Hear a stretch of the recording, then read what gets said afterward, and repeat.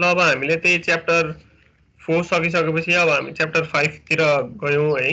Chapter 5 मा चाहिँ arching in soil and braced cuts भन्ने च्याप्टर हो। अब यसमा हामीले पढ्नुपर्ने कन्टेन्टहरु चाहिँ के छ भन्दाखेरि चाहिँ एउटा थ्योरी अफ आर्चिङ इन सोइल्स र त्यसको प्र्याक्टिकल एप्लिकेसनहरु है। अब के हो त आर्चिङ इन सोइल भनेको के हो र प्र्याक्टिकलले चाहिँ कहाँ युज हुन्छ भन्ने कुराहरु चाहिँ यसमा पर्छन्। अर्को भनेको ब्रेसिङ फर ओपन कर्ड्स भन्ने छ। अर्को भनेको अर्थ प्रेसर एगेन्स्ट ब्रेसिङ इन कर्ड्स र अर्को भनेको स्ट्रट लोड्स है। अब हाम्रो न्यूमेरिकल आउने भनेको चाहिँ यो स्ट्रट लोडबाट हो र प्राय थ्योरी चाहिँ के को सोधिरा हुन्छ भन्दाखेरि चाहिँ यो आर्चिङ को सोधिरा हुन्छ। आर्चिङ भनेको के हो र त्यसपछि त्यसको प्र्याक्टिकल एप्लिकेसन भनेको चाहिँ के हो भनेर चाहिँ प्राय जसो थ्योरी सोधिरा हुन्छ। तर त्यो भन्दा बाहेक अरु के पनि सोधिरा हुन्छ भन्दाखेरि यो ब्रेसिङको कुराहरु पनि कहिलेकाहीँ सोधिराको हुन्छ। तर त्यस्तो धेरै खासै धेरै चाहिँ अरुबाट आएको पाइँदैन। प्राय चाहिँ आर्चिङ भनेको चाहिँ के हो र यो कहाँनेर युज हुन्छ भन्नेमै प्राय जसो थ्योरीहरु त्यसमै छन्। कहिलेकाहीँ चाहिँ यो ओपन कर्ड्समा डीप कटमा चाहिँ अर्थ प्रेसर कति हुन्छ, त्यसपछि स्यालो कटको कुरा कस्तो हो भन्ने कुराहरु पनि सोधिराको हुन्छ। तर यसमा प्राय जसो स्ट्रट लोडबाट न्यूमेरिकल प्राय जसो सोधिराको हुन्छ। अब त्यो भनेको जम्मा जम्मी हामीले यहाँनेर हेर्ने भनेको 3-4 टाइपको छ। त्यो 3-4 टाइपको न्यूमेरिकल भएकोले गर्दाखेरि चाहिँ हामीले खासै त्यस्तो न्यूमेरिकलमा धेरै समस्या नहुनु पर्ने हो जस्तो लाग्छ। त्यो गर्दै गएपछि बुझिहालिन्छ भन्ने कुरा हो। अब अहिलेसम्म च्याप्टर 4 हेरियो। च्याप्टर 4 मा खासै केही समस्या छैन भन्ने कुरा बुझेरै अब च्याप्टर 5 तिर हामी लागेको हो। यो हप्तामा सम्भवतः अब यो मलाई थ्योरीमा धेरै लागे 2-2.5 दिन लाग्छ भनौं न यो यसको थ्योरी सक्नलाई। त्यसपछि अब हामी 2 दिनमा न्यूमेरिकल गरि नै हाल्छौं। अब हाम्रो क्लास भोलि पनि छ, सायद भोलि पनि हाम्रो क्लास भइहाल्छ। त्यो हिसाबले अगाडि बढौला। अब त्यही भएर अब धेरै थ्योरी छैन यसमा, त्यही भएर पनि धेरै छिटो नदौडिने हिसाब छ। त्यही भएर अब आज हाम्रो क्लास त्यस्तो धेरै बेरसम्म जाँदैन होला। जस्ट डिस्कस गर्नुपर्ने जति कुराहरु गर्छौं। केही समस्या आए भन्नु होला। अनि एउटा सानो असाइनमेन्ट जस्तो चाहिँ एउटा खोज्ने काम तपाईहरुलाई पनि दिन्छु यो क्लासमै। त्यो पनि एकचोटी हेरेर आउनु होला। अनि त्यही अनुसारले भोलि हामी छलफल गरौँला। अब सुरु गरौँ न त्यसमै है। अब सुरुमा के भन्छ भन्दाखेरि आर्चिङ इन सोइल भन्ने चाहिँ भनेको चाहिँ के हो त भन्दाखेरि तपाईको कुनै एउटा सोइल मास मुभ हुँदैछ अथवा त्यसलाई चाहिँ हामीले इल्डिङ भनेर मानौं हैन। कुनै एउटा सोइल मास इल्ड हुँदैछ भने त्यसले चाहिँ के गर्छ त भन्दाखेरि आफ्नो प्रेसर चाहिँ आफू भन्दा छेउछाउको नन इल्डिङ सोइल मास अथवा चाहिँ जुन सोइल मास चाहिँ मुभ भइरहेको छैनन् अथवा स्टेशनरी छन् तिनीहरुमा ट्रान्सफर गर्छ हैन। त्यो फेनोमेनालाई चाहिँ हामीले के भन्छौं त भन्दाखेरि चाहिँ आर्चिङ भनेर भन्छौं। कुनै एउटा मुभिङ सोइल मास छ, त्यो मुभिङ सोइल मासले चाहिँ आफूमा हुने प्रेसर चाहिँ के गर्छ त आफ्नो एडजसेन्ट सोइल मासमा चाहिँ के गर्छ ट्रान्सफर गर्छ। ती एडजसेन्ट सोइल मास चाहिँ के हुन्छन् त नन मुभिङ हुन्छन् अथवा नन इल्डिङ हुन्छन् अथवा स्टेशनरी सोइल मास हुन्छन्। यही प्रक्रियालाई चाहिँ हामीले चाहिँ के भन्छौं त भन्दाखेरि चाहिँ आर्चिङ भनेर भन्छौं है। अब जस्तो यो फिगरमा हेर्नुभयो भने मानिलिउँ यो बीचको सोइल मास के छ मुभ भइराछ भने यसले प्रेसर चाहिँ केमा ट्रान्सफर गर्छ यो छेउछाउको एउटा स्टेशनरी सोइल भनेर जे छ त्यसमा चाहिँ के गर्छ त ट्रान्सफर गर्ने काम गर्छ। त्यसलाई हामीले चाहिँ के भन्छौं यो प्रोसेसलाई अथवा यो फेनोमेनालाई चाहिँ हामीले के भन्छौं आर्चिङ भन्छौं है। अब त्यसो भए यसमा के मोबिलाइज हुन्छ त अथवा केले गर्दाखेरि चाहिँ यस्तो हुन्छ त भन्ने कुरा हेर्नुहुन्छ भने तपाईले यो सोइल मास स्टेशनरी छ यो मुभिङ छ। यो मुभिङ के को आधारमा मुभिङ भयो अथवा के को रेस्पेक्टमा के को रेफरेन्समा मुभिङ भयो भन्दाखेरि यतापटिको स्टेशनरी सोइलको आधारमा यो मुभ भइराछ। कता मुभ भइराछ तलतिर मुभ भइराछ हैन। त्यसमा अब एक हिसाबले भनौं फ्रिक्सनल रेसिस्टेन्स अथवा शियरिङ रेसिस्टेन्स कतापटि डेभलप हुन्छ र भन्दाखेरि अपोजिट डाइरेक्सनमा जसले चाहिँ मुभमेन्टलाई चाहिँ के गर्न खोज्छ अब्स्ट्रक्ट गर्न खोज्छ अथवा अपोज गर्न खोज्छ हो भनेपछि के मोबिलाइज हुने रहेछ शियरिङ रेसिस्टेन्स मोबिलाइज हुने रहेछ। शियरिङ रेसिस्टेन्स कस्तो सर्फेसमा मोबिलाइज हुन्छ कस्तो बेलामा इन्टरफेसको बेलामा जब एउटाको रेस्पेक्टमा अर्को के भइराछ मुभ भइराछ अथवा स्लाइड गरिरहेको छ त्यो अवस्थामा केले रोल खेलिरहेको हुन्छ सियरिङ रेसिस्टेन्सले रोल खेलिरहेको हुन्छ यहाँनिर पनि मोबिलाइज भएको कुरा के नै हो त्यही सियरिङ रेसिस्टेन्स नै हो त्यही भएर आर्चिङ भनेको के हो एउटा यस्तो फेनोमेना हो जहाँनिर चाहिँ मुभिङ पार्ट अफ सोइल मासले चाहिँ प्रेसर ट्रान्सफर गर्छ कता non moving part of soil मासमा जुन चाहिँ के हुन्छ लगभग स्टेसनरी हुन्छ त्यो प्रक्रियालाई चाहिँ हामीले के भन्छौँ आर्चिङ भनेर भन्छौँ ठीक छ बुझिन्छ यतिसम्म सर त्यो सोइल कसरी मुभ गर्छ दुईटा क्वेशन एकैचोटि आयो म दिव्यको क्वेशन भन्नु त पहिला सोइल मुभ चाहिँ कसरी गर्छ सर हो त्यो चाहिँ अब ठ्याक्क नेक्स्ट स्लाइडमा छ के है नेक्स्ट स्लाइडमा अब हेर्छौँ है त हस् सर किरणले के भन्नुभएको सर त्यही सेम क्वेशन थियो ए ल है त त्यो सोइल मास कसरी मुभ गर्छ भन्ने चाहिँ यहाँनिर के छ ट्र्याप डोर एक्सपेरिमेन्ट भन्ने छ त्यो भनेको के हो भने यो चाहिँ सोइल मास हो पहिला मानिलिउँ सबै स्टेसनरी छ हामीले चाहिँ यहाँनिर एउटा डोर फिक्स गरेको छौँ है यो भनेको ट्र्याप डोर भनेर नाम दिएको छ यो भन्दा माथिपट्टि चाहिँ हामीले के राख्यौँ सोइल मास राख्यौँ यहाँनिर चाहिँ के भन्छ भने स्यान्डको लेयर राखेको छौँ डेन्स स्यान्ड जसको हाइट कति छ h बराबरको छ अब हेर्नु है इनिसियल्ली यो अवस्थामा के हुन्छ भन्दाखेरि हामीले त्यो सोइल मासले एक्जर्ट गर्ने प्रेसर भनेको कति हो जहिले पनि गामा टाइम्स डेप्थ हो यो पोइन्टमा हेर्नुहुन्छ भने डेप्थै छैन 0 तर बढ्दै बढ्दै बढ्दै बढ्दै यो कतिसम्म आउँछ यो बेससम्म आइपुग्दाखेरि गामा h किन डेप्थ भनेको कति बराबर छ अब h बराबर छ हैन भनेपछि टोटल प्रेसर यो बेसमा यो लेभल AB मा हैन मान्ने हेर्ने हो भने कति हुन्छ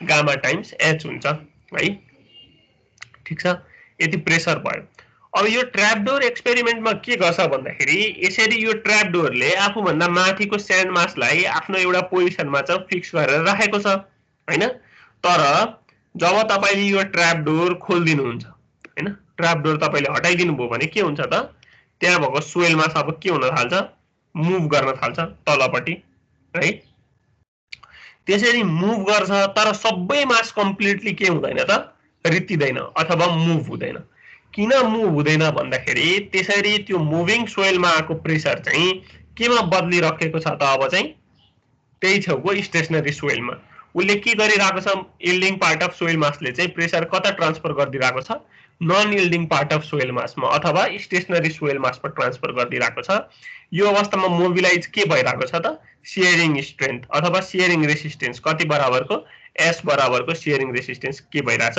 मोबिलाइज भइरहेछ यसमा हामीले सर्फेस कस्तो मानिरहेछौँ हेर्नु त स्लिप सर्फेस भनेको AC र BD दुईटा इन्क्लाइन सर्फेस बराबरको मानिरहेको छौँ है भनेपछि त्यही भएर चाहिँ अब सोइल कम्प्लिटली के हुँदैन मुभ हुँदैन कति पार्ट अफ सोइल मात्रै मुभ भयो यहाँनिर हेर्नुभयो भने AGB पोर्सनको पार्ट अफ सोइल मात्रै मुभ भयो भनेपछि सोइलले अब कसरी बस्ने भयो त एउटा आर्च जस्तो बनाएर बस्ने भयो त्यो भन्दा माथिपट्टिको सोइल मास के हुँदैन मुभ हुँदैन यही फेनोमेना चाहिँ के हो त आर्चिङ हो ठीक छ यसरी के को शेप लिइराछ आर्चको शेप बनिराछ यही फेनोमेनालाई के भन्छौँ आर्चिङ भन्छौँ यो कसरी सम्भव भयो त भन्दाखेरि आफ्नो यील्डिङ पार्ट अफ सोइल मास अथवा जुन चाहिँ मुभ भइरहेको सोइल मासको प्रेसर चाहिँ केमा ट्रान्सफर भइरहेछ त मुभ नभइरहेको स्टेसनरी सोइल मासमा ट्रान्सफर भइरहेको छ त्यो अवस्थामा मोबिलाइज भएको कुरा के हो सियरिङ रेसिस्टेन्स हो त्यही कुराले गर्दाखेरि के भएन मुभमेन्ट भएन भन्ने कुरा हो बुझिन्छ यो कुरा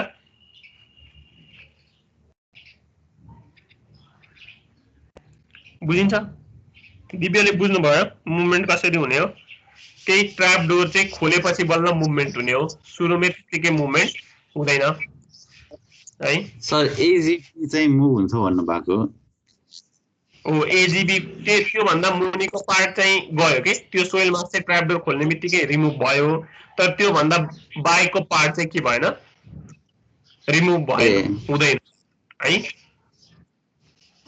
ठीक छ हो अब यो अवस्थामा के भयो त भन्दाखेरि यो चाहिँ कोहेसन लेस सोइलको केसमा हो भनेको हामीले त यहाँनिर के लेखेको छौँ स्यान्ड लेखेका छौँ नि त ड्राई स्यान्ड लेयर भनेर तर यदि यो चाहिँ कोहेसिभ सोइल थियो अथवा यो सोइलमा त कोहेसन लेस सोइल भन्ने बित्तिकै कोहेजनको भ्यालु अथवा सी को भ्यालु त हुँदैन तर यदि C को भ्याल्यु भएको सोइल थियो अथवा यो सोइलले चाहिँ कोहेजन प्रोसेस गर्थ्यो भने त्यो अवस्थामा के हुन्छ त भन्दाखेरि चाहिँ त्यो पोर्सन अफ एजीबी पनि के नहुन सक्छ मुभ नहुन सक्छ कुनै पार्ट अफ सोइल मास पनि के नहुन सक्छ रिमुभ नहुन सक्छ त्यो फेनोमेना नै के हो त आर्चिङ हो ठीक छ बुझिन्छ यतिसम्म र यसको लागि यो कम्प्लिट टोटल हाइट एच ले कन्ट्रिब्युट गर्दैन भन्छ केले मात्रै कन्ट्रिब्युट गर्छ त जुन small part of soil mass move भयो एजीबी बराबरको यो केसमा त्यति पार्टले मात्रै के गर्ने हो इन्फ्लुएन्स गर्ने हो भन्ने कुरा हो त्यही भएर हामीले के बुझ्न सक्छौं भन्दाखेरि यो स्लाइडसम्म आइपुग्दासम्म के बुझ्नु पर्यो भने आर्चिङ एउटा यस्तो फेनोमेना हो जहाँनेरि चाहिँ yielding part of soil mass अथवा मुभिङ पार्ट अफ सोइल मासले चाहिँ आफ्नो प्रेसर केमा ट्रान्सफर गरिदिन्छ त नन यील्डिङ पार्ट अथवा नन मुभिङ पार्ट अथवा स्टेशनरी सोइल मासमा चाहिँ के गरिदिन्छ ट्रान्सफर गरिदिन्छ जसले गर्दाखेरि मुभिङ पार्ट अफ सोइल मासको प्रेसर घटेर कसको प्रेसर चाहिँ बढ्ने भयो नन मुभिङ पार्ट अथवा स्टेशनरी पार्टको जसले गर्दाखेरि चाहिँ सोइल चाहिँ के को फर्म लिन्छ त एउटा आर्च शेपको फर्म लिन्छ र यसमा मोबिलाइज हुने चाहिँ के हो त भन्दाखेरि सियरिङ रेसिस्टेन्स चाहिँ के हुन्छ त मोबिलाइज हुन्छ भन्ने कुरा हो ठीक छ जसले चाहिँ मुभमेन्टको अपोजिट डाइरेक्सनमा के गर्छ एक्ट गर्छ ठीक छ त्यसको रोल चाहिँ यसमा के छ धेरै छ भन्ने कुरा हो यतिसम्म बुझिन्छ केही समस्या छ यतिसम्म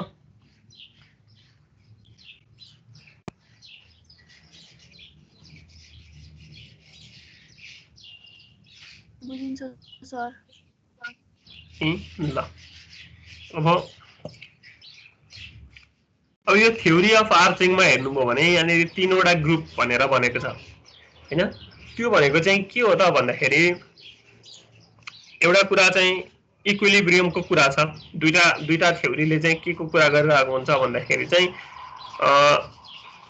एउटा भनेको इलास्टिक इक्विलिब्रियम हुने भयो एउटा भनेको प्लास्टिक इक्विलिब्रियम हुने भयो अब प्लास्टिक इक्विलिब्रियम र इलास्टिक इक्विलिब्रियम भनेको के हो भन्दाखेरि तपाईले कुनै एउटा सिस्टममा फोर्स लगाउनु भयो त्यो फोर्स लगाइसकेपछि के छ त भन्दाखेरि चाहिँ डिफर्मेसन देखियो भनेपछि तपाईले त्यो फोर्स हटाउँदाखेरि त्यो डिफर्मेसन हट्छ र त्यो सिस्टम फेरि आफ्नै पुरानो पोजिसनमा फर्किन्छ भने त्यसलाई हामीले इलास्टिक इक्विलिब्रियम त्यो केसलाई अब हामीले इलास्टिक इक्विलिब्रियम मानेर गर्न सक्ने भयौं तर तपाईले लोड लगाउनु भयो त्यहाँनेरि डिफ्लेक्सन देखियो डिफर्मेसन देखियो त्यो अवस्थामा चाहिँ डिफर्मेसन अब त लोड हटाइसकेपछि डिफर्मेसन फेरि फर्केर आफ्नो ठाउँमा जाँदैन हैन भनेपछि डिफर्म भएकै स्थितिमा रहन्छ भने त्यसलाई अब हामीले के भन्ने भयौं प्लास्टिक इक्विलिब्रियम भनेर भन्ने भयौं र त्यसपछि अर्को कुरा चाहिँ के देखिने भयो त भन्दाखेरि अर्को थ्योरीले चाहिँ के भन्छ भन्दाखेरि तपाईले चाहिँ त्यो स्लाइडिङ सर्फेस चाहिँ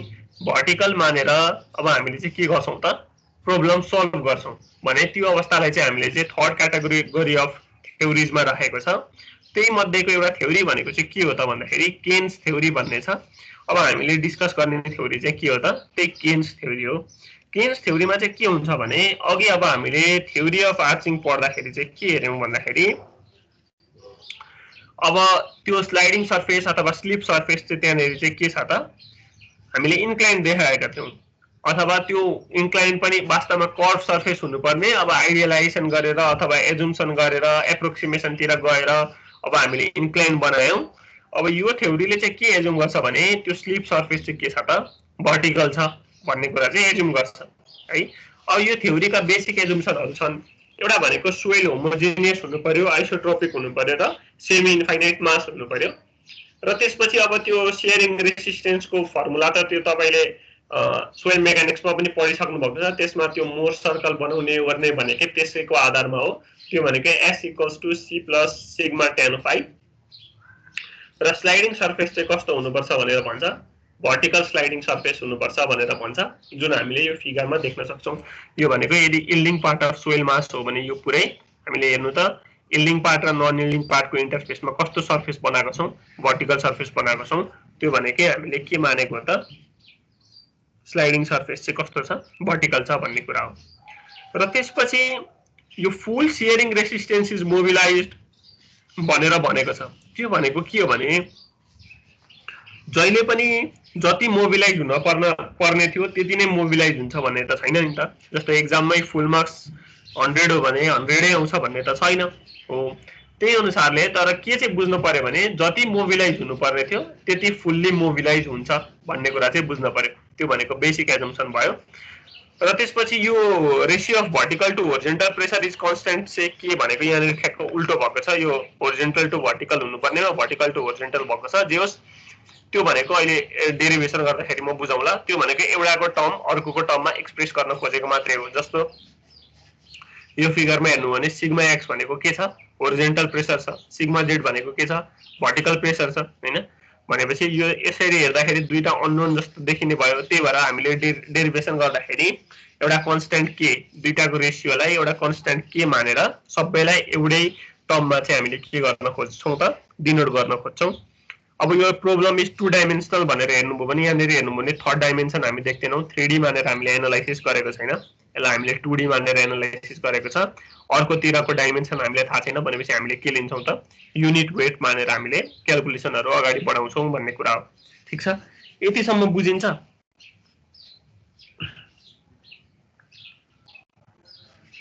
यस सर। है यतिसम्म केही समस्या छैन जस्तो लाग्छ। ल अब छैन भने यही फिगरलाई अझै हेरौं। ल अब हेर्दै जाउँ है त। यो फिगरमा के लेखेको छ भने figure shows a long narrow section of the layer of soil having a yielding part supported on a deflecting structure. ठीक छ, यहाँ यील्डिङ पार्ट अफ सोइल मासलाई देखाएको छ र त्यसपछि यसको वेट टोटल वेट b छ हैन। अब यहाँ के भनेको छ भने although the actual failure surface are curve for simplicity the analysis is usually based on the assumption of vertical slip surface. त्यो एकै कुरा हो।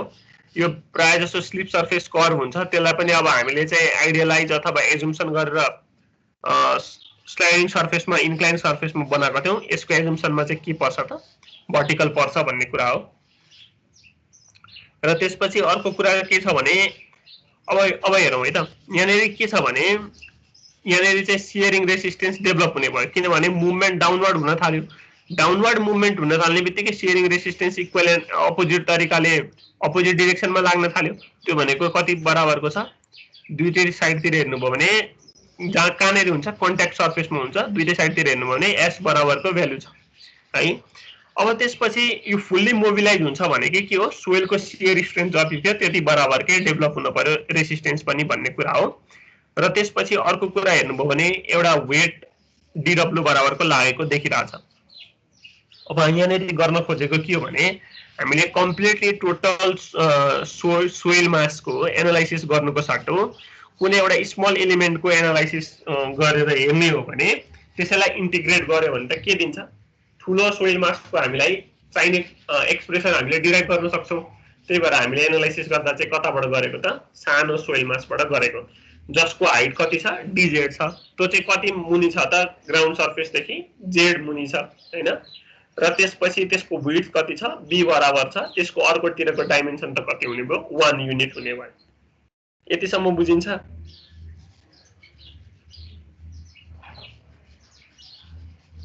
बुझिन्छ सर।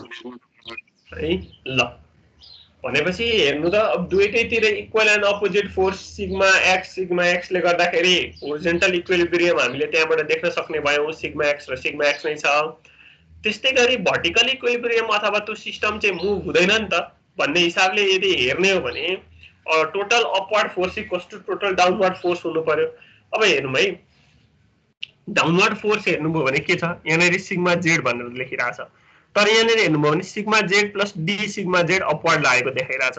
त्यो भनेको के हो भने तपाई कुनै एउटा डेप्थ डीजेड को सिस्टममा इन्टर गरेर निस्किदै हुनुहुन्छ भने अथवा त्यो डीजेड बराबरको डिस्टेन्स ट्राभल गरिसकेपछि त्यसको स्ट्रेसमा त के होला के परिवर्तन आउला भन्ने हिसाबले एउटा स्मल युनिट चेन्ज चाहिँ हामीले के गर्छौं त जोड्ने चलन हुन्छ। तपाईले फ्लुइड मेकानिक्समा पनि पढ्नुभयो होला हाइड्रोलिक्समा पनि पढ्नुभयो होला। प्राय जसो डेरिभेसन गर्दाखेरि कुनै एउटा सिस्टममा इनफ्लो भइसकेपछि आउटफ्लो हुँदाखेरि त्यसमा के भइराको देखाइन्छ हामीले चेन्ज भइराको देखाइन्छ किनभने त्यो त कुनै एउटा सिस्टमबाट पास भएर निस्केको हो नि त। भनेपछि त कि त्यो सिस्टममा उले केही छोड्छ अथवा कि त्यो सिस्टमबाट उले केही लिएर बाहिर निस्किन्छ भन्ने हिसाबले हामीले चाहिँ त्यसरी एडिसन गर्ने चलन हुन्छ। त्यही भएर हामीले त्यहाँनिर के लेख्यौं sigma Z plus D sigma z भनेर लेख्यौं। ठीक छ, यतिसम्म बुझिन्छ?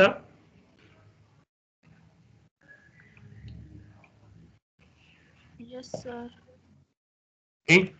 ल के भयो त भन्दाखेरि अब हामीले त यो सिस्टम इक्विलिब्रियममा छ भनेर मानौँ हैन। इक्विलिब्रियममा छ भनेर मान्दाखेरि के हुने भयो त सिग्मा जेड बराबर अब अथवा total downward force equals to total upward force हुने भयो। यो अवस्थामा हेर्नुहुन्छ भने टोटल डाउनवर्ड फोर्स कति हो त एउटा डीडब्ल्यू हो। डीडब्ल्यू भनेको फोर्स हो। फोर्सको युनिट केमा हुन्छ न्युटनमा हुन्छ किलो न्युटनमा हुन्छ। तर सिग्मा जेड भनेको त के हो प्रेसर हो।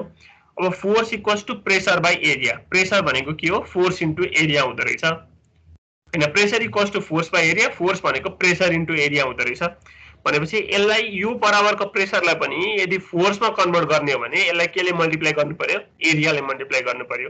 अब यो त केमा लागेको यो स्ट्रिपमा लागेको हैन।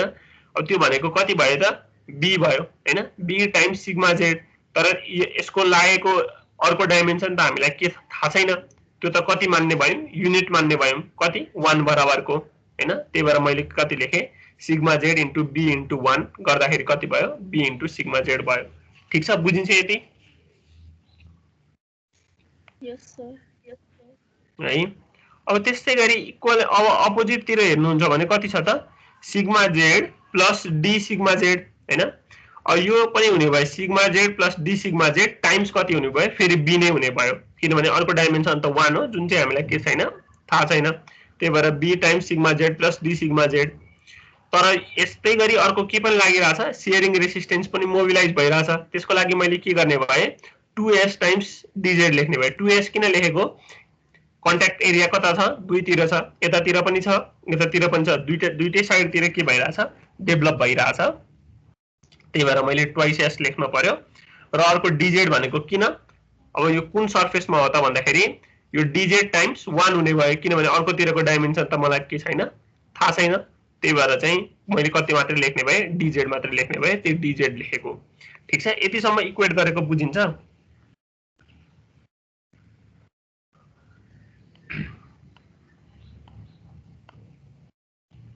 यस सर। है ल अब त्यसो भए अर्को कुरा मलाई के थाहा छ भने gamma equals to weight by volume हैन। Gamma equals to weight by volume. अब मैले यो वेटलाई चाहिँ त्यही टर्ममा एक्सप्रेस गर्ने हो भने gamma equals to weight by volume हो भने weight equals to gamma times volume भनेपछि weight equals to gamma times volume. Gamma भनेको गामा आयो भोल्युम भनेको length into breadth into height. अब यो स्मल एलिमेन्ट हामीले हेरिरहेको अब स्मल एलिमेन्टको लेन्थ अथवा ब्रेथ भनौं कति छ बी बी भयो हाइट कति छ dz dz भयो। तर अर्कोतिरको डाइमेन्सन कति छ लेन्थ त हामीलाई थाहा छैन त्यो त हामीले कति लिइरहेका छौं पर युनिट लेन्थ लिइरहेका छौं 1 बराबरको। त्यही भएर कति हुने भयो इन्टु 1 हुने भयो।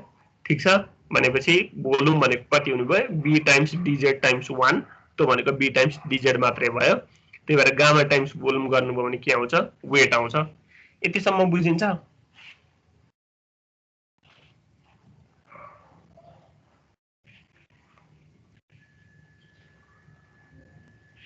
के बुझिदैन?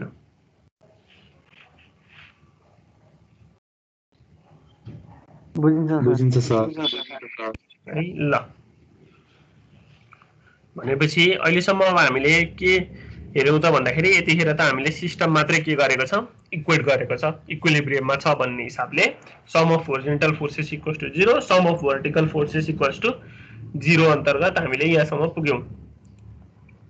अब हामी के गर्छौं त भन्दाखेरि यसैलाई हेर्नुभयो भने डीडब्ल्यू को ठाउँमा गामा बी डीजेड लेख्दिएको gamma B DZ plus B sigma Z छँदैछ। त्यस्तै गरी B times sigma Z plus D sigma Z छँदैछ। अब एस को भ्यालुको ठाउँमा 2 times C plus sigma x tan phi times DZ भयो। यही गरेको मात्र हो। अब यसलाई तपाईले ब्र्याकेट खोलेर क्याल्कुलेट गर्न थाल्नुभयो भने यो बी सिग्मा जेड र यो b sigma z cancel out हुन्छ है। भनेपछि सिग्मा बी डीजेड बाँकी रह्यो। कस्तो tan phi कहाँबाट आउँछ भन्नाले c plus sigma tan phi छ नि सर। यो त अब सोइल मेकानिक्स सम्झिनु पर्यो नि त है। s इक्वल्स टु त c plus sigma x tan phi नै हो नि त। सोइल मेकानिक्समा शियर स्ट्रेन्थ अफ सोइल भन्ने एउटा च्याप्टर छ त्यसमा यो एक्सप्रेसन हामीले त्यहीँनेरि पढेका हुन्छौं। ठीक छ? यस सर। ल अब सिग्मा बी डिजेड भयो, सिग्मा बी डिजेड छँदैछ। अब बी सिग्मा जेड भयो, यतापट्टि पनि बी सिग्मा जेड ब्र्याकेट खोलेर मल्टिप्लाई गर्नुभयो भने आउँछ, जुन क्यान्सल आउट हुन्छ। त्यसपछि अर्को के बाँकी रह्यो, बीडी सिग्मा जेड हैन, बीडी सिग्मा जेड भनेको यहाँ हेर्नुभयो भने बीडी सिग्मा जेड।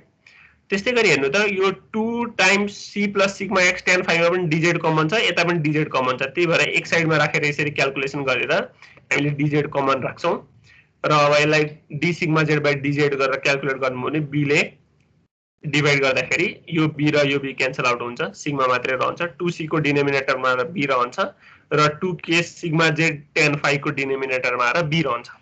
यहाँनिर एउटा कुरा के ख्याल गर्नु पर्यो भने यहाँ सिग्मा एक्स लाई हामीले केमा चेन्ज गरेको छौं, जेड मा चेन्ज गरेको छौं, किनभने हाम्रो उद्देश्य नै के फाइन्ड गर्नुपर्ने हो, भर्टिकल अर्थ प्रेसर फाइन्ड गर्नुपर्ने हो हैन। त्यो भनेको कतिको भ्यालु, सिग्मा जेड को भ्यालु फाइन्ड गर्नुपर्ने हो। त्यही भएर हामीले सबै टर्मलाई केमा राख्न खोजेको, जेड को टर्ममा राख्न खोजेको हो। त्यही भएर सिग्मा एक्स लाई के लेख्यौं, के सिग्मा जेड भनेर लेख्दिएको मात्र हो। ठीक छ, यो एक्सप्रेसन सम्म आएको सम्म बुझ्न गाह्रो छ।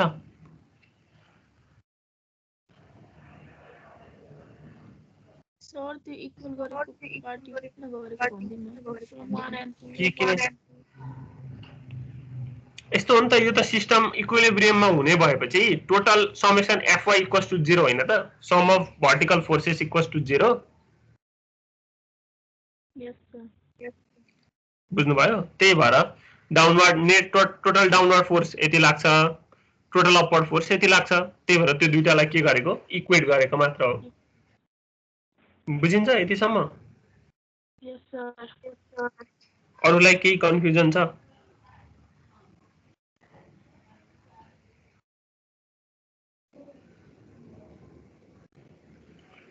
ल है, अब छैन भने अर्को के बुझ्नु पर्यो भन्दाखेरि अब यो चाहिँ z इक्वल्स टु 0 भनेको हामी सरफेसमा हुँदाखेरि हैन, टोटल फोर्स लाग्ने भनेको त कति बराबरको हो, यही सरचार्ज q बराबरको मात्रै हुने भयो। यो अवस्थामा तपाईले यो एक्सप्रेसनलाई इन्टिग्रेट गर्नुभयो भने तपाईले पाउने एक्सप्रेसन चाहिँ इक्वेसन नम्बर b मा लेखेको जस्तो हो भनेर लेख्दिएको है। यो कुरा चाहिँ तपाईलाई याद हुनु पर्यो, याद गर्न पर्यो, अथवा इन्टिग्रेट गरेर आफैले हेर्न पर्यो। अब याद गरेको सजिलो होला हैन। त्यस्तै गरी यदि फाइ इक्वल्स टु 0 को केस भयो भने फेरि त इक्वेसन a लाई इन्टिग्रेट गर्नुभयो भने इक्वेसन c पाउनुहुन्छ भन्ने कुरा हो। ठीक छ, यो इक्वेसन b र c चाहिँ तपाईले याद गर्नुभयो भने त्यो भन्दा तलको इक्वेसनहरु चाहिँ आफै पत्ता लाग्छन्। जस्तो तपाईले यदि c पनि 0 छ, q पनि 0 छ भने यो एक्सप्रेसन हेर्न सक्नुभयो, c 0 हुने बित्तिकै यहाँनेरि b गामा मात्रै रहने भयो र q पनि 0 छ भने यो पछाडीको जोडिएको टर्म 0 हुने भयो भनेपछि यति मात्रै टर्म बाँकी रहने भयो। त्यसलाई हामीले इक्वेसन d भन्यौं। यदि q चाहिँ 0 छ, c चाहिँ नन 0 छ भने q 0 छ भने यो पछाडीको एक्सप्रेसन के हुने भयो, नरहने भयो, अगाडिको एक्सप्रेसन मात्रै बाँकी रहने भयो। त्यही गरेका छौं। यदि q चाहिँ नन 0 छ, c चाहिँ 0 छ भने यो b गामा मात्रै हुने भयो, यो एक्सप्रेसन पनि रहने भयो, यो एक्सप्रेसन पनि रहने भयो। त्यस्तै गरी z इक्वल्स टु इन्फिनिटी, एकदमै इन्फाइनाइट लार्ज ठाउँमा हामीले हेरिरहेका छौं भने त्यो चाहिँ b gamma by 2k tan phi हुने भयो भन्ने कुराहरुसम्म हामीले यो एक्सप्रेसनहरु चाहिँ इन्टिग्रेट गरे पनि भयो अथवा इक्वेसन b सम्झेर क्याल्कुलेट गर्दै जाँदा पनि भयो भन्ने कुरा हो। ठीक छ, यतिसम्म बुझिन्छ? Yes sir. है ल, अब भनिसकेपछि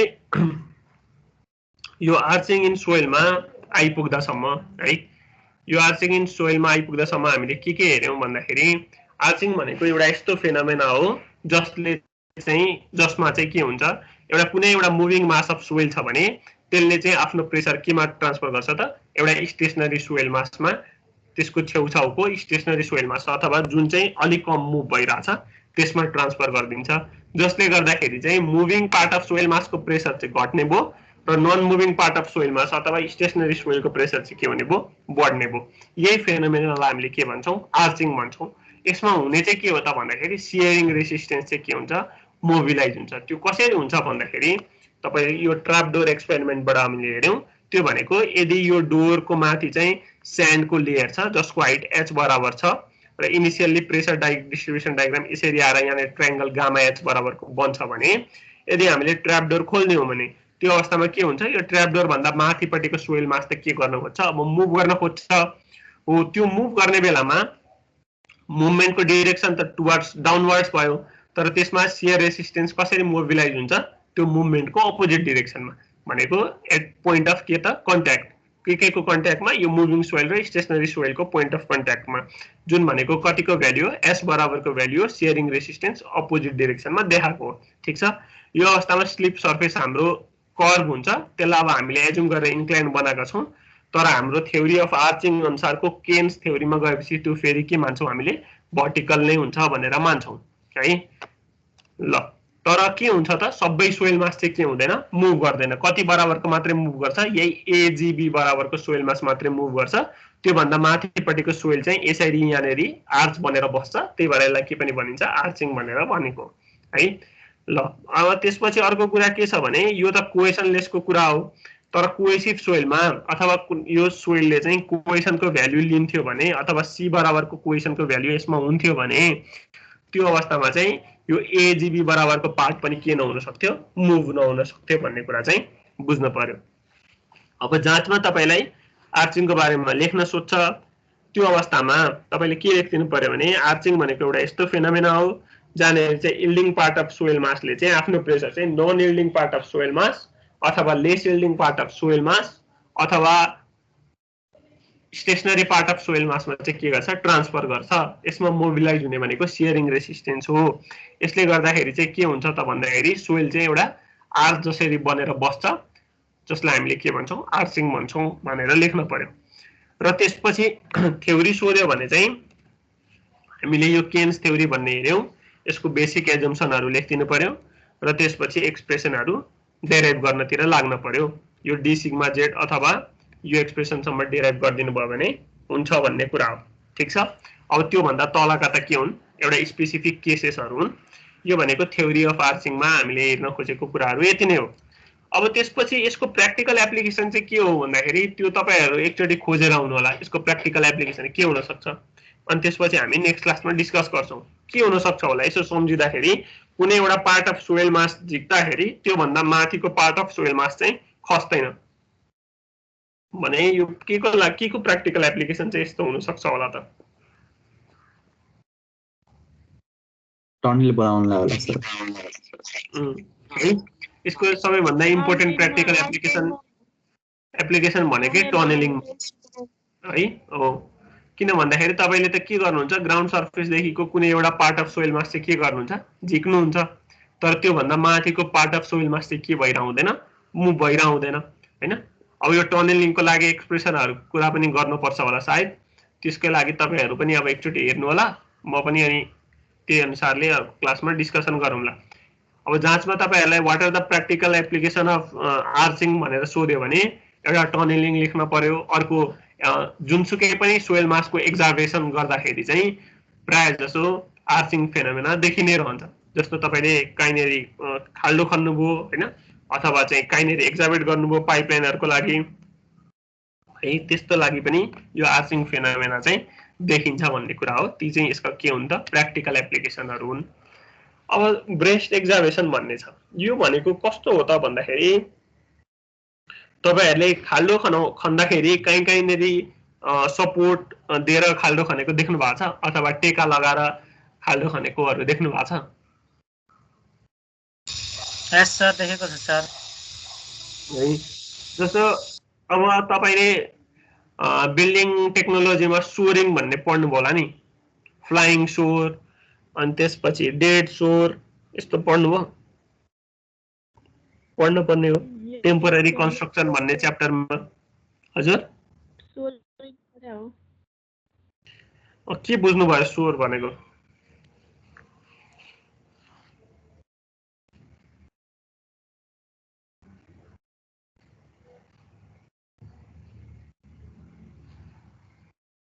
ब्रेसिङ लाउने त्यस्तो।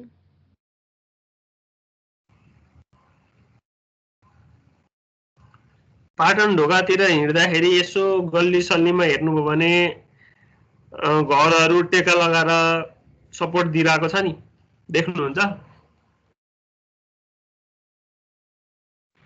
के देखिँदैन? देखेका छन् सर। देखेका छैन? छ सर पाटनभरि त्यही त छ नि सर सबै भक्तपुर र पाटनभरि टेका हैन हो त्यो टेका लगा भूकम्पपछि के भयो भने अब ल्याटरल्ली स्टेबल भएनन् घरहरू सपोर्ट गरेर राख्न पर्यो। अब हामीले चाहिँ के गरेर राखेको छ त्यहाँनेरि टेका लगाएर राखेको देखिन्छ। कहिलेकाहीँ टेका कस्तो हुन्छ भने तपाईको यो एउटा घर भयो यो अर्को घर भयो भने यसरी घरको बीचमा यसरी राखेको पनि देखिन्छ अथवा कहिलेकाहीँ चाहिँ यो कुनै एउटा घरलाई चाहिँ भुइँमा सपोर्ट दिएर यसरी टेका लगाएको पनि देखिन्छ हैन। जसरी यसरी घरलाई पनि हामीले यसरी टेका लगाएका छौं त्यस्तै गरी खाल्डो खन्दाखेरि पनि सधैँ सोइल मास चाहिँ के हुन सक्दैन स्टेबल नहुन पनि सक्छ। जस्तो तपाईले अब यसरी खाल्डो खन्दै हुनुहुन्छ भने सरी है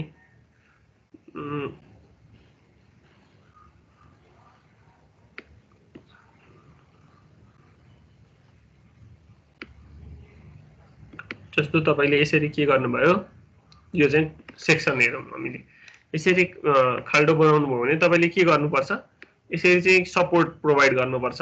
किन भन्दाखेरि यसरी सपोर्ट प्रोवाइड गरिएन भने कहिलेकाहीँ के हुन सक्छ त भन्दाखेरि यतापट्टि जुन एक्जाभेट गरेको पार्ट छ यो पार्ट फेरि यतापट्टि चाहिँ यो पार्ट अनस्टेबल भएर फेरि यो खाल्डोमा गएर के हुन सक्छ पुरिन सक्छ अथवा यतापट्टिको सोइल मास मुभ हुन सक्छ हैन। त्यही भएर सबै खालको माटोमा यो सपोर्ट प्रोवाइड गर्नै पर्छ अनि सबै हाइट अफ एक्जाभेसनमा यो प्रोवाइड गर्नै पर्छ भन्ने छैन हैन। यो भनेको अब बेसिकली हाम्रो गाउँघरतिर गर्दाखेरि जो त्यतापट्टिको फ्यामिलियर हुनुहुन्छ अथवा पहिले त्यस्तो काम गरिसकेको अनुभव छ त्यो अवस्थामा उहाँहरूले हैन यस्तो अवस्थामा पर्दैन यसमा लगाइराख्न पर्दैन यति गहिराइसँग लगाइराख्न पर्दैन भन्ने त्यो उनीहरूको पर्सनल एक्सपिरियन्सले पनि धेरै कुरा बोलिरहेको हुन्छ।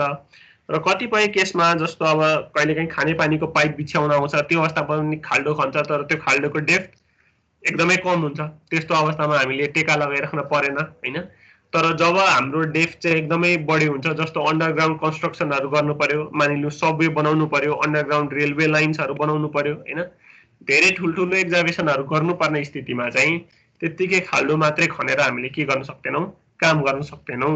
त्यो अवस्थामा चाहिँ हामीले के प्रोवाइड गर्नुपर्छ यसरी सपोर्ट पनि प्रोवाइड गर्नुपर्ने हुन सक्छ जसलाई हामीले के भन्छौँ ब्रेसिङ भनेर भन्छौँ। ठीक छ यतिसम्म बुझिन्छ।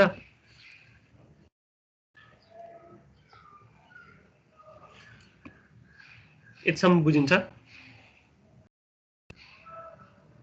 यस है। ल यहाँ हेर्नुभयो भने दुईटा कुरा छ एउटा स्यालो कट भन्ने छ अर्को डिप कट भन्ने छ। एउटा स्यालो कटमा चाहिँ के छ भने युजुअली डेप्थ चाहिँ 6 मिटर भन्दा सानो छ भने त्यसलाई स्यालो कट भन्ने 6 मिटर भन्दा ज्यादा छ भने त्यसलाई के भन्ने डिप कट भन्ने चलन। अब यो भनेको तपाईको सुवरिङको एक्जाम्पल हो। अब यसलाई ब्रेसिङको हिसाबले हेर्नु हो भने यहाँ के देखिन्छ त भन्दाखेरि दुईतिर के छ दुईतिरको सोइल मास यतातिरको पनि सोइल मास र यतातिरको पनि सोइल मास चाहिँ के गरिरहेछ त्यसले रिटेन गरिरहेको छ अथवा सपोर्ट गर्ने काम गरिरहेछ। यसलाई हामीले के भन्छौँ ब्रेसिङ भन्छौँ। अब यहाँनिर पनि हेर्नुभयो भने यसरी एउटा पार्ट यता छ एउटा पार्ट यता छ दुईटैलाई आफ्नो ल्याटरल पोजिसनमा रहिरहनको लागि हामीले यहाँ के गरिरहेछौँ यसरी मेम्बरहरू सपोर्ट गरिरहेको छौँ। अब देख्दाखेरि यो होरिजेन्टल मेम्बर मात्रै देखिन्छ तर यसरी के पनि कुदिरहेको हुन्छ लङ्गिट्युडनल मेम्बर अथवा यो ल्याटरल मेम्बर भनौँ भने यसरी लङ्गिट्युडनल मेम्बर पनि के गरिरहेको हुन्छ कुदिरहेको हुन्छ। त्यसलाई हामीले के भन्छौँ वेल्स भन्छौँ र यो ल्याटरल मेम्बरलाई चाहिँ हामीले के भन्छौँ स्ट्रट्स भन्छौँ। ठीक छ यहाँनिर देख्नुभयो भने यो ओरेन्ज कलरको मेम्बरहरू चाहिँ के हुन् वेल्स हुन्। यो भनेको कसरी मुभ गर्छ त यसरी throughout the length of excavation move गर्छ है। यसरी एक्जाभेसन जति हुन्छ यो पनि त्यसरी नै मुभ गर्छ। त्यही भएर हामीले यसलाई लङ्गिट्युडनल मेम्बर पनि भन्छौँ जसलाई हामीले वेल्स भन्छौँ। तर त्यसको परपेन्डिकुलर डिरेक्सनमा जुन यसरी बस्छ त्यसलाई हामीले के भन्छौँ स्ट्रट भन्छौँ। त्यसलाई हामीले ल्याटरल मेम्बर पनि भन्ने चलन छ। ठीक छ यतिसम्म बुझिन्छ। यो स्ट्रट र वेल्स भन्ने चाहिँ बुझ्न पर्यो। वेल्स भनेको जुन लेन्थमा हामीले एक्जाभेसन गर्छौँ त्यही length along the length move गर्छ त्यसलाई हामीले वेल्स भन्छौँ र perpendicular to the length move गर्छ भने त्यसलाई हामीले के भन्छौँ स्ट्रट भनेर भन्छौँ। बुझिन्छ यति कुरा।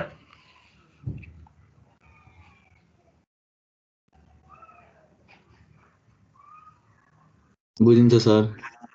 ल त्यसपछि यो बेसिस अफ डिजाइन हेरौँ।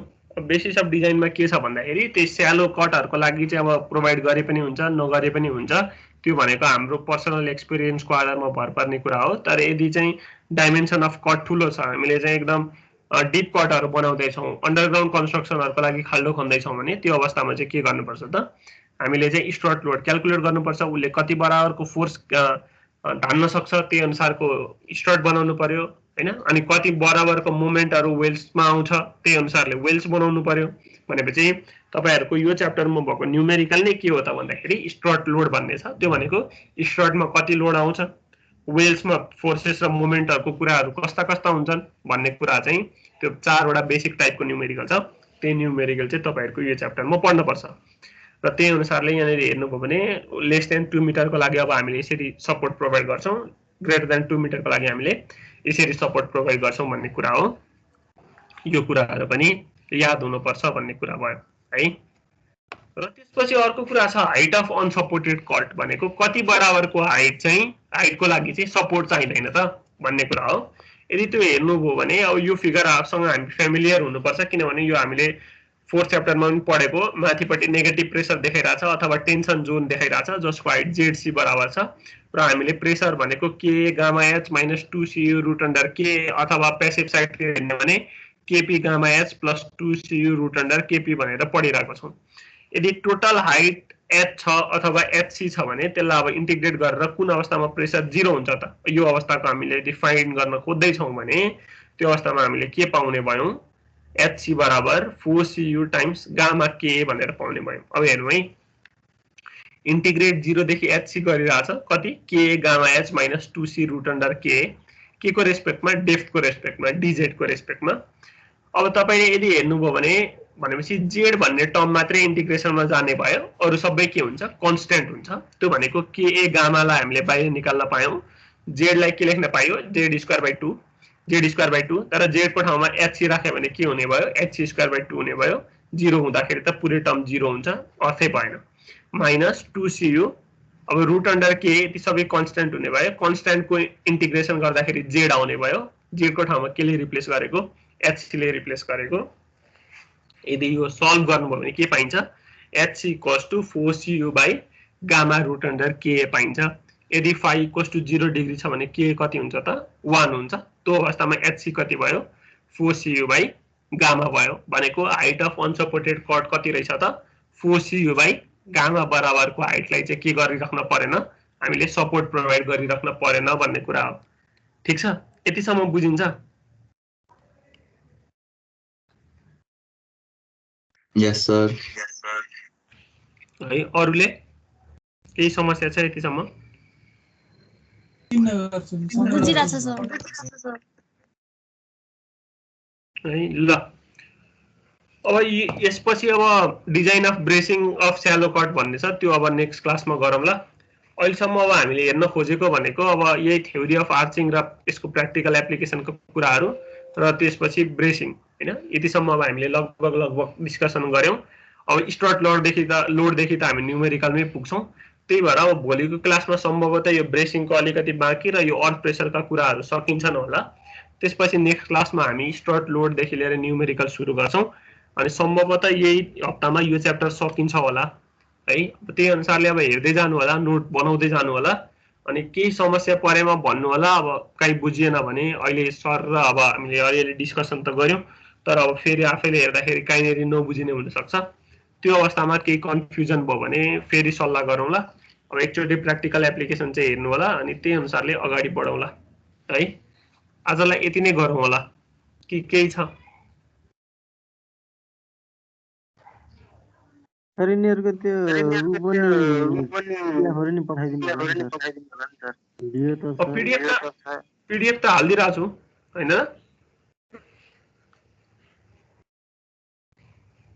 पीडीएफ हाल्दिरहेको छु मैले, टिम्समै हेर्नु न है। अरु कसैलाई केही छ भने भनौँ है, हैन भने आजलाई यति नै गरौँ होला। अब त्यो प्रेसर डायग्राम कसरी बनाउनु भएको थियो अघिको लास्टको?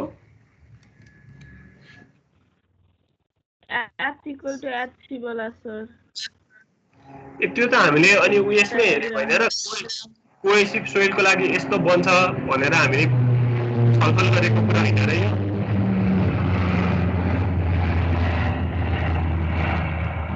एकचोटि च्याप्टर 4 पल्टाएर हेर्नु होइन त्यसमा हामीले प्रेसर डिस्ट्रिब्युसन डायग्राम यस्तै बनाएर सल्भ गरेका छौं नि किनभने त्यसमा चाहिँ प्यासिभ साइड पनि देखिन्छ यसमा प्यासिभ साइड किन देखिदैन भन्दाखेरि यतापट्टि रेसिस्ट गरेको सोइल मास नै छैन नि त यो साइडमा मात्रै सोइल मास रेसिस्ट गरेको देखिरहेछ त्यही भएर हाम्रो डायग्राम एक साइडतिर मात्रै भयो नभए तपाईले यदि क्यान्टिलिभर सिट पाइलमा कोहेसिभको केस हेर्नुभयो भने त्यो केसमा चाहिँ केमा पनि देखिन्छ त प्यासिभ साइडतिर पनि प्रेसर डिस्ट्रिब्युसन डायग्राम देखिन्छ ठीक छ ओके सर है ल अब अरु कसैलाई केही छ समस्या पनि भन्दा हुन्छ है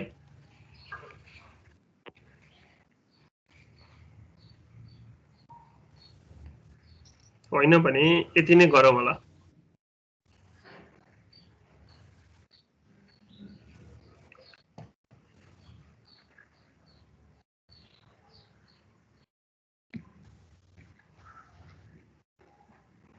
ल हुन्छ भोलि भेटौँला